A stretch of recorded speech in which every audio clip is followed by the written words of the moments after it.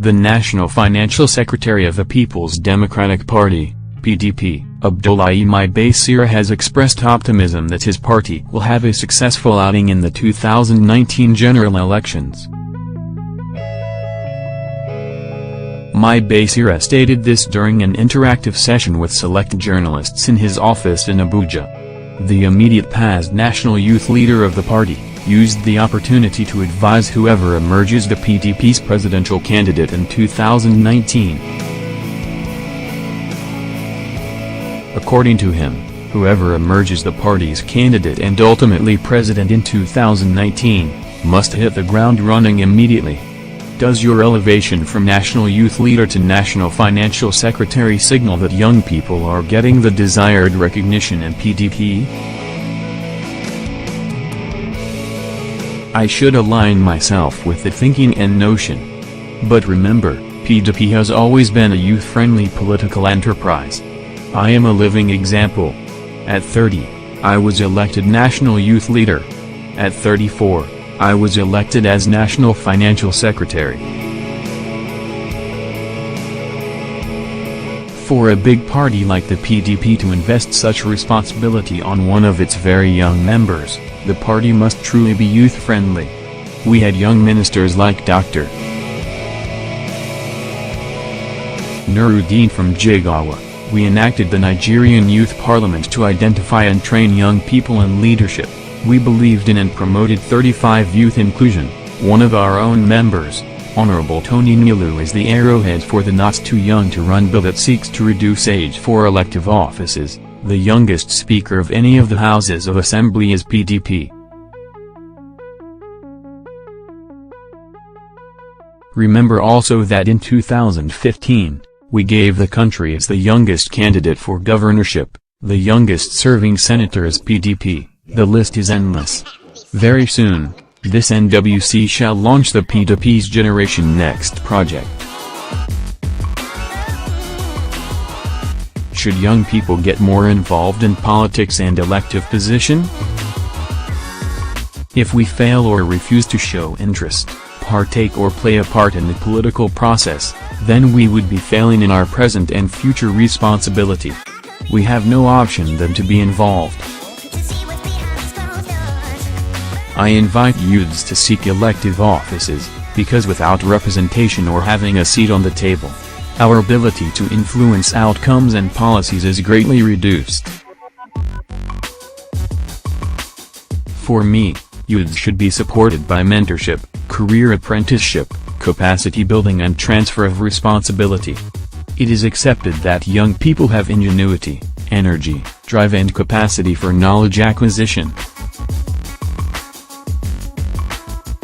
If I choose to be in business or politics or governance, I should learn the ropes, infuse ideas and innovation to change situations. The fact is that this country as a whole, our body polity, institutions, structure and foundational elements require new thinking, new methods and definitely strong leadership. Our development and economic growth must keep pace with our population growth. At the December National Convention, your party resolved its leadership problem, and 2019 general election is just around the corner. Do you think it's possible to return to power without political realignment going by what ACN, CPC, and PDP and some parts of APGA did in 2014?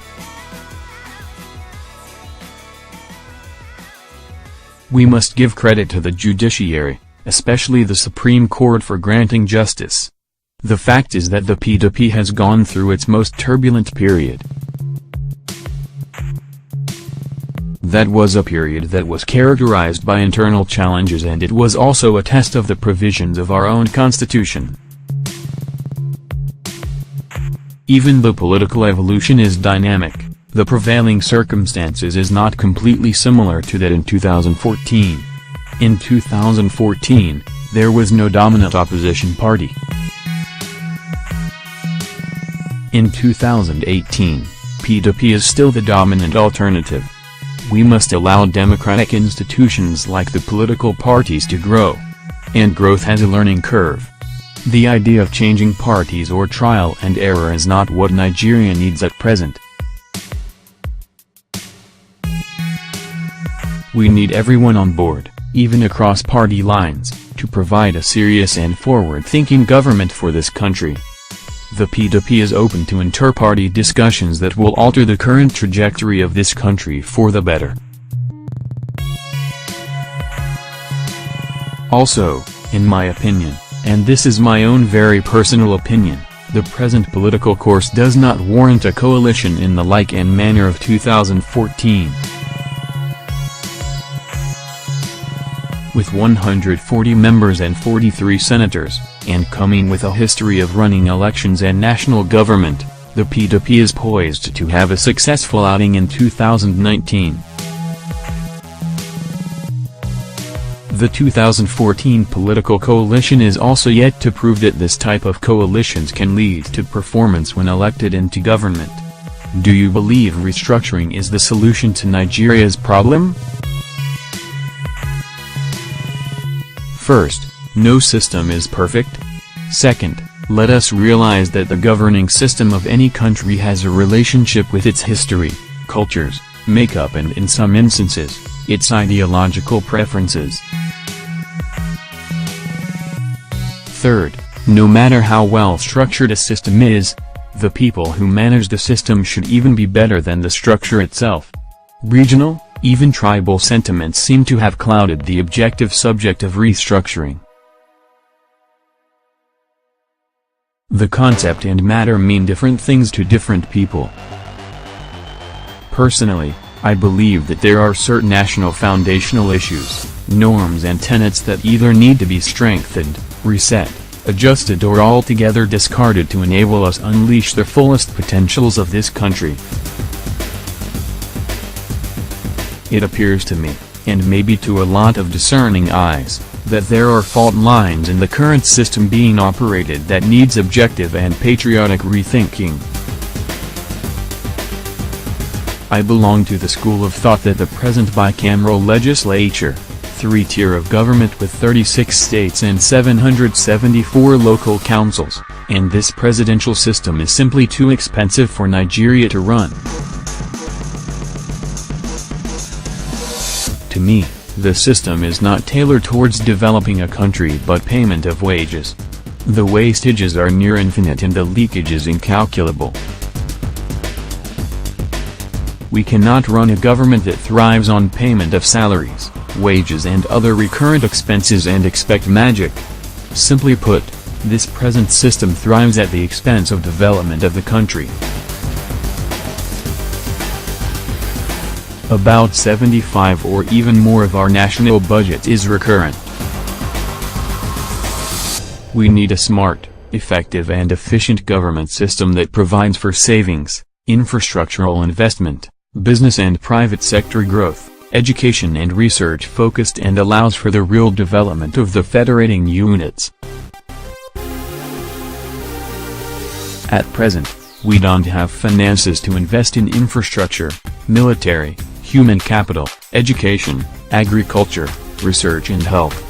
We have too many agencies and authorities with overlapping responsibilities probably working far below expected efficiencies. The purpose of government is to create a conducive environment for businesses to grow, for private enterprise to flourish, for people to live the pursuit of their happiness, for welfare and for security. I doubt if the present arrangement, in any way and under any guise supports this. But one thing is that the unity of Nigeria, as we know it, can't be under discussion. So what is the quality a PDP presidential flag bearer must possess? I am not in a position to list qualities before I get misquoted out of context. But as party administrators, the NWC is committed to ensuring a level playing field and upholding the tenets of a free, fair, just and credible process. We simply have no option than to deliver a transparent presidential convention. For us, The candidate is as good as the process itself and must be ready and prepared to be president from day one without any excuses. I am convinced that PDP can give a credible and well-prepared candidate. As the leading opposition party, we must provide a better alternative. For me, it is a matter of who would best handle the issues confronting us presently and into the foreseeable future. Economy, education, jobs, unity of the country, national security threats, decaying infrastructure, governance structure of the country, transfer of leadership, human capital development and the unholy high cost of running governments should top the list of issues that will shape the 2019 election. Any serious contender for the leadership of Africa's most important country must simply be ready from day one. What are your political plans after your present tenure at the party? My immediate concentration is to deliver on this mandate, praying God Almighty will see us through successfully. Whatever follows will be the design of Providence.